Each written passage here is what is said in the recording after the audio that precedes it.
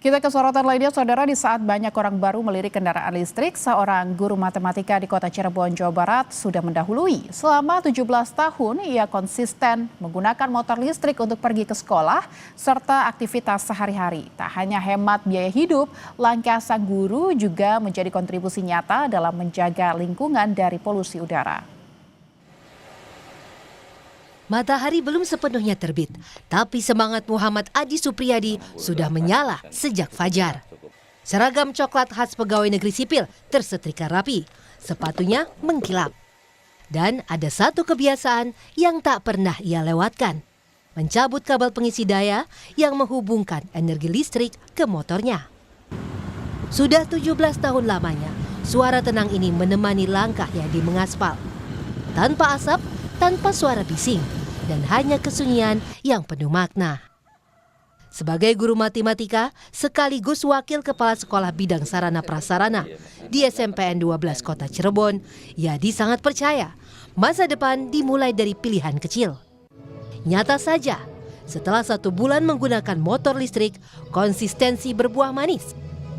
Yadi kaget penggunaan listrik bulanannya hanya naik sekitar Rp5.000 hingga Rp10.000 dari biaya total bulanan sekitar Rp50.000.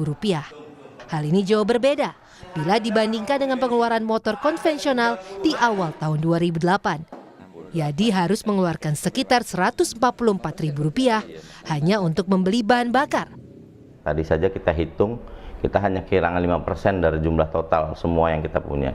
Kalau 5%, pulang saya 5%, berarti tinggal hanya 10%. Ketika saya ngetes 1 kali, bisa jadi 1 minggu saya tidak ngetes lagi. Kalau hanya pulang pergi dari sekolah, dan itu sangat menghemat. Berbeda dengan saya menggunakan motor yang bensin, bisa jadi 10.000 atau 20.000 bensin itu akan keluar di setiap harinya. Tidak banyak orang yang mengerti tentang bagaimana caranya kita memelihara masa depan dengan salah satunya adalah menggunakan motor listrik. Tahun 2008, Yadi membangun ekosistem kendaraan masa depan dengan mengedukasi anak, adiknya, dan juga lingkungan sekitarnya. Ia juga menunjukkan konsistensinya yang telah menggunakan motor listrik selama 17 tahun lamanya. Sampai dengan September 2025, tercatat 5,9 juta kWh dijual untuk menyuplai kendaraan listrik. Ini naik hampir 5 kali lipat dari tahun 2024.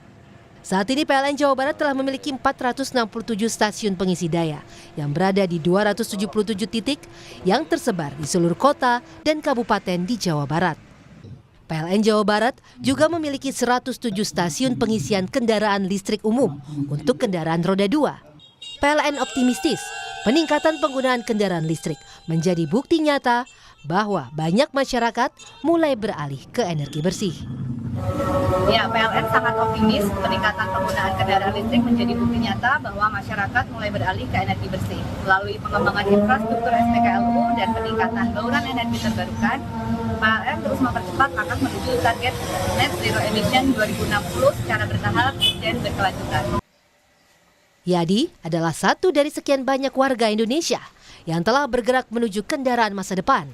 Tak ada suara mesin, tak ada bau bensin. Hanya cahaya lampu kecil yang berkedip dalam indikator baterai sebagai tanda energi listrik terus mengalir. 17 tahun lalu, Yadi bukan hanya membeli motor. Ia menyalakan harapan kepada bumi yang lebih tenang, bersih dari polusi, dan dapat bernapas lebih lama.